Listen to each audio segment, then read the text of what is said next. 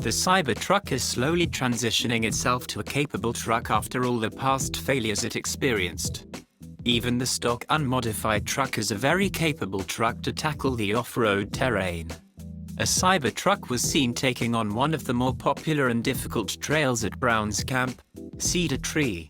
This trail is so skinny tight, and with very challenging lines.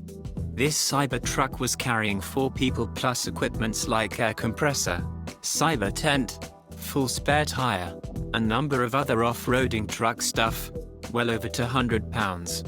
Not sure if any stock truck can do this with such power, control, and elegance.